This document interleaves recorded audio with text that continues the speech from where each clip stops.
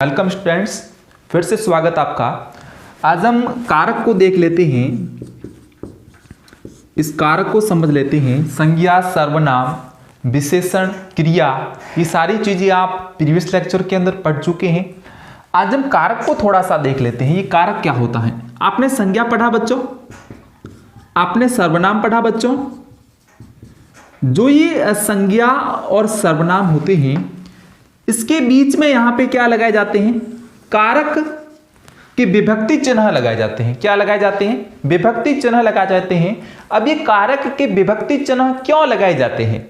कारक के विभक्ति चिन्ह इसलिए लगाए जाते हैं क्योंकि क्रिया को इस संज्ञा व सर्वनाम से अटैच किया जा सके।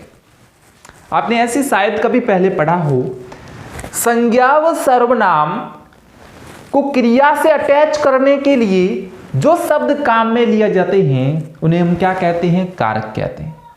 अगर आप हिंदी व्याकरण को समझना चाहते हो तो यहां पे आप ठहरिए, रुकिए, वीडियोस को देखिए। अगर कॉन्सेप्ट क्लियर ना हो जाए तो बताना। तो कारक शब्द जो होते हैं वो संज्ञा व सर्वनाम को क्रिया से जोड़ने वाले शब्द होते हैं। देखिए, इन दोनों को हम किससे जोड़ते हैं? विभक्ति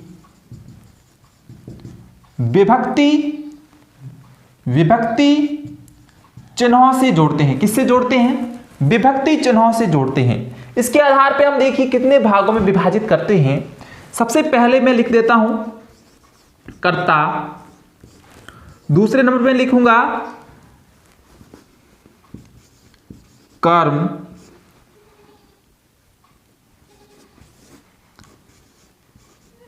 करण, संप्रदान। जो मैं लिख रहा हूं उस पर ध्यान दीजिएगा। अपादान,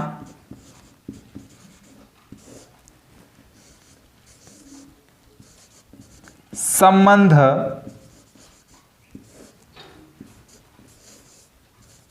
अधिकरण एंड लास्ट संबोधन। ओके, यहां पे मैंने ये 8 आपके कारक लिखे हैं। इसको एक बार देख लीजिए, स्क्रीन में शायद दिख रहा होगा। जी हां, दिख रहा है। अब देखिए, इनके हम विभक्ति चिन्ह लिख देते हैं। कौन कौन से विभक्ति चिन्ह इनके अंदर आएंगे? कर्ता, कर्म, करण, संप्रदान, अपादान, संबंध, अधिकरण, संबोधन। ये सीरीज आपको याद होनी आवश्यक है। इसी प्रकार से याद रखिए। कर्ता, कर्म, करण, संप्रदान, अपादान, संबंध, अधिकरण, संबोधन। वापस से एक बार रिवाइज करते हैं। कर्ता, कर्म, करण, संप्रदान, अपादान, संबंध, अधिकरण और लास्ट में संबोधन। अब हम इनके विभक्ति चिन्ह लिख देते हैं। कौन कौन से चिन्ह इसमें प्रयुक्त होते हैं? कर्ता ने, कर्ता ने कर्म को करण से, वापस से देखिए, कर्ता ने कर्म को करण से संप्रदान के लिए अपादान से पृथक या से अलग करना, पृथक करना। अगर अलग होने का भाव है, पृथक होने का भाव है तो वहां पे अपादान कारक। संबंध किसी से भी बताते हैं तो हम का, के या की जोड़ते हैं। क्या जोड़ते हैं? किसी का भी हम संबंध दर्शाते हैं तो का, के या की को हम जोड़ते हैं। अधिकरण का नाम आता है तो मैं, पे और पर जोड़ते हैं। और जब संबोधन की बात आती है तो अरे इत्यादि विभक्ति चिन्हों का प्रयोग करते हैं। यहां पे हम 2 वाक्य लेंगे और उन 2 वाक्यों से समझेंगे कि कौन कौन से यहां पे कारक उसके अंदर सम्मिलित हैं। इस प्रकार से हमारा एक कारक चैप्टर कंप्लीट हो जाएगा। एक बार आप इसको लिख दीजिए।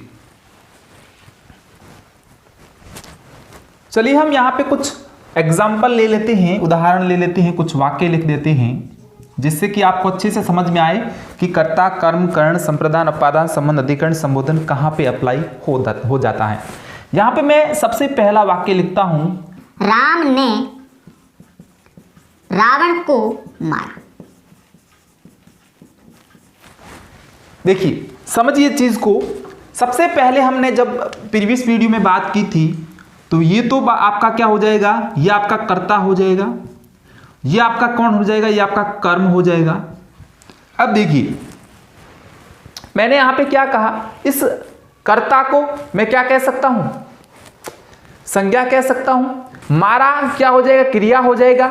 इनको आपस में जोड़ने का काम कौन कर रहा है, ने कर रहा है, को कर रहा है। यहां पर यह भी हो सकता है कि दो संज्ञाओं को जोड़ने का काम भी क्रिया कर सकती है। देखिए कर रही है ना, दो संज्ञाओं को जोड़ने का काम भी क्रिया कर रही है, दो सर्वनामों की जोड़ सकती है। यहां पे विशेष तौर से मैंने जो परिभाषा काम में ली है कि संज्ञा, सर्वनाम और क्रिया को जोड़ने वाले जो शब्द होते हैं वो कौन होते हैं, वो आपके कारक होते हैं। देखिए मैंने क्या कहा, कर्ता ने, कहा कि नहीं कहा, कर्ता ने, ये जो कहा यहां अप्लाई हो रहा है। कर्ता ने कर्म को, कर्ता ने, राम ने रावण को, कर्म को मारा। यानी कि कर्ता के पीछे ने आएगा तो कर्म के पीछे क्या आएगा, को आएगा। कॉन्सेप्ट क्लियर हुआ कि नहीं हुआ। चलिए दूसरा एग्जांपल लेते हैं। यहां पे लिख दीजिए, रमेश अपनी मां के लिए दवाई लाया। अब देखिए हमने क्या लिखा, सब्जेक्ट लिखा, हमने क्या लिखा, ऑब्जेक्ट भी लिख दिया। कहने का मतलब है हमने यहां पे कर्ता लिखा, हमने यहां पे कर्म भी लिखा, लेकिन विशेष तौर से ध्यान क्या देना है कि यहां पे के लिए हो रहा है। क्या हो रहा है, के लिए। यहां पे देखिए शब्द आ रहा है के लिए, के लिए, के लिए, मां के लिए क्या, दवाई। तो के लिए यहां पे कौन सा कारक हो जाएगा, संप्रदान कारक हो जाएगा। रमेश अपनी मां के लिए क्या ला रहा है, दवाई ला रहा है, के लिए ला रहा है, यानी कि मां के लिए ला रहा है, इसलिए यहां पे क्या हो गया, ये संप्रदान कारक हो गया। अपादान, अपादान का अच्छा उदाहरण समझते हैं। पेड़ से पत्ते गिरते हैं।